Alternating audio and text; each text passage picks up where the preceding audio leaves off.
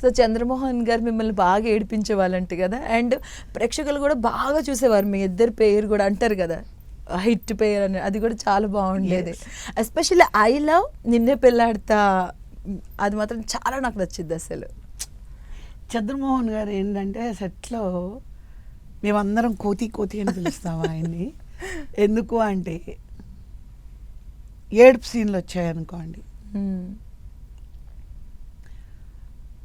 ఎక్కడో కెమెరా ఉంటుంది, నేను ఏడుస్తూ ఎలా చెప్పాలి, కరెక్ట్గా టేక్ అనే లోపల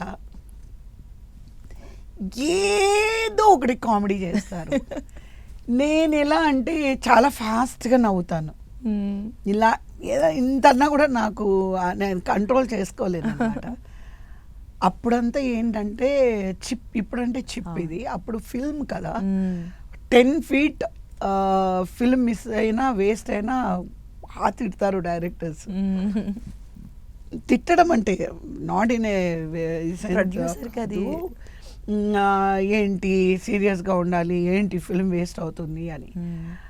ఎన్నిసార్లు నేను ఏడుస్తూ మాట్లాడే పెద్ద పెద్ద డైలాగులు ఉంటే ఈయన పిచ్చ పిచ్చ కామెంట్లు చేసి జోక్లు వేసి నేనేమో ఇలా అంతా నవ్వి, వెంటనే డైరెక్టర్ గారు కొమ్మినేని శేషగిరిరావు గారు అని ఉండేవారు, ఆయనే అనమాట, కవిత నువ్వు ఏడుస్తూ చెప్పాలి, నువ్వు నవ్వుతూ చెప్తున్నట్టు. అవునా అండి, నేను వెంటనే అలాగా లేదు నేను ఏడుస్తూనే చెప్పాను.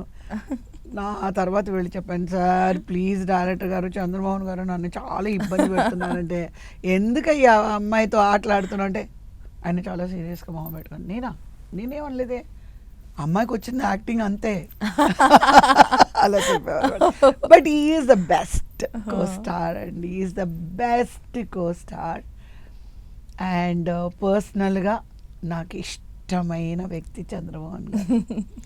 నేను సిరిసిరి మువ్వలో కలిసినప్పుడు ఫస్ట్ డే ఆయన ఎలా ఉన్నారో ఆఖరి రోజు వరకు ఆయనలో ఏ మార్పు నేను చూడలేదు. అంటే అదే ప్రేమ, అదే అభిమానం, అదే గౌరవం.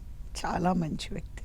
అదే ఇంతకు ముందు మనం మాట్లాడుకునేటట్టు ఆనిముత్యాలు, ఫర్ మీ దోస్ ఆర్ ఆనిముత్యాలు ఎగ్జాక్ట్గా కరెక్ట్, నిజంగానే.